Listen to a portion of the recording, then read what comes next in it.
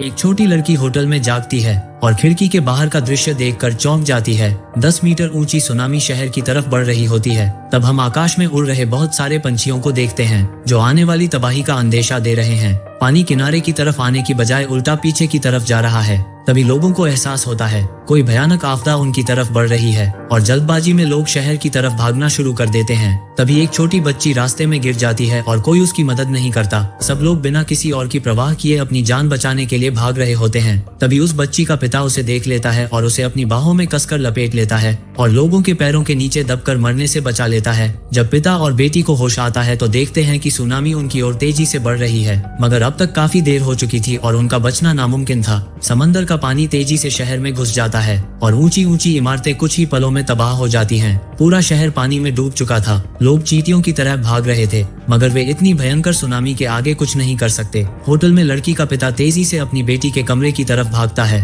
और सौभाग्य से उसकी बेटी अभी भी जिंदा है, मगर कमरे की खिड़की टूटने से वो बाहर गिरने वाली है। और तभी आखिरी पलों में वो अपनी बेटी का हाथ पकड़कर उसे 10,000 फीट नीचे गिरकर मरने से बचा लेता है। उसी समय दूसरी तरफ उस लड़की की माँ और भी बड़ी मुश्किल में है, क्योंकि वो एक खराब लिफ्ट में फंसी हुई है और लिफ्ट में पानी तेजी से बढ़ रहा है। वो जानती है कि वो जल्द ही मरने वाली है, इसलिए वो आखिरी बार अपनी बेटी से बात करने के लिए उसे कॉल करती है और देखते ही देखते पानी में डूब जाती है। तभी एक रिपेयरमैन दिखाई देता है जो आखिरी पलों में लिफ्ट का दरवाजा खोलकर उसे बचा लेता है। तब पूरा परिवार आखिरकार छत पर मिलता है और वहाँ रेस्क्यू हेलीकॉप्टर्स भी पहुँच जाते हैं, लेकिन लिमिटेड वेट के कारण केवल बच्चे और बूढ़ों को पहले जाने दिया जा सकता है। इसलिए दोनों किसी तरह से अपनी बेटी को हेलीकॉप्टर में बैठा देते हैं और तभी सुनामी की दूसरी लहर दिखाई देती है और दोनों पति पत्नी मौत से मिलने के लिए एक दूसरे को गले लगा लेते हैं।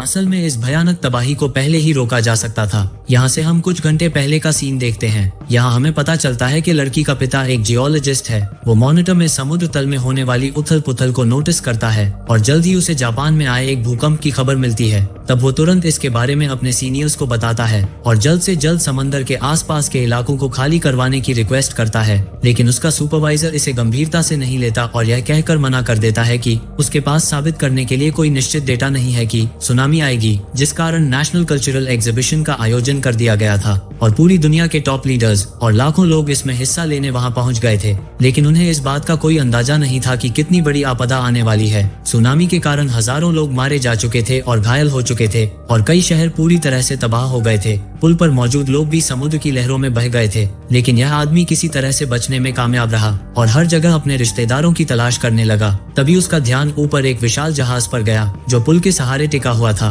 और तभी जहाज के वजन के कारण स्टील की एक वायर टूट गई और पुल पर जहाज में से विशाल कंटेनरों की बारिश होने लगी। वो उनसे बच रहा होता है कि तभी एक स्टील की वायर उसके पास की एक औरत को उड़ा ले जाती है, जिसके बाद वो बचने की खुशी में एक सिगरेट को जलाने की कोशिश करता है, मगर लाइटर की आग से उसकी पलकें जलने वाली होती हैं, इसलिए वो लाइटर को दूर फेंक देता है। मगर कौन जानता था कि जलता हुआ लाइटर सीधे गैसोलीन पर गिरेगा। जब उसकी नजर इस पर पड़ी तो सिगरेट उसके मुंह से बाहर गिर जाती है। अब भागने के अलावा उसके पास और कोई चारा नहीं था। वो काफी तेज भागता है, मगर धमाके से एक्सप्लोजन की एक चेन शुरू होती है जो बड़े बड़े कंटेनर्स को उड़ाकर सीधा बिल्डिंग्स के ऊपर फेंक देती है। तभी सुनामी दोबारा हिट करती है और सड़क पर लोग बचने के लिए भागते हैं। ज्यादातर लोग तुरंत मारे जाते हैं और जो बच जाते हैं उनमें से कुछ ये सोचकर ऊपर चढ़ने की कोशिश करते हैं कि वे आपदा से बच सकते हैं, लेकिन अगले ही पल बिजली की लाइनें पानी में गिर जाती हैं। लोगों को बिजली का झटका लगता है और वे तुरंत मारे जाते हैं। सौभाग्य से एक कपल बचने में कामयाब रहता है और लड़का लड़की को एक ऊंची और सुरक्षित जगह पर खींचने की कोशिश करता है, मगर तभी ऊपर से एक खिड़की उस पे गिरती है और वो पानी में गिर जाता है। लड़की उसे खींचने की पूरी कोशिश करती है, लेकिन पानी का बहाव बहुत तेज था,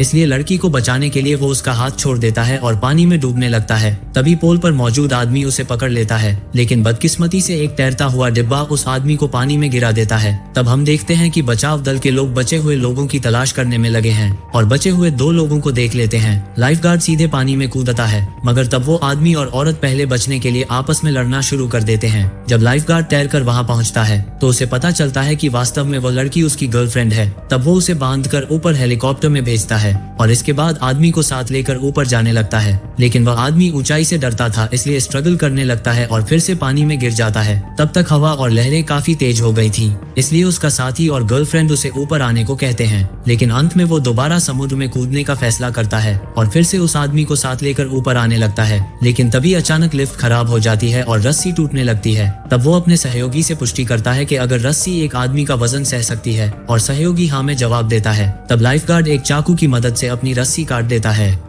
कुछ घंटों बाद समुद्र फिर से शांत हो चुका है, मगर सुनामी के कारण शहर के शहर तबाह हो गए थे और केवल कुछ लोग ही इस भयंकर आपदा से बच पाए थे। लेकिन सरकार पीड़ितों के बारे में सही जानकारी जारी नहीं करती, क्योंकि वे जानते हैं कि 7 लाख लोगों की मौत उनकी लापरवाही का परिणाम है।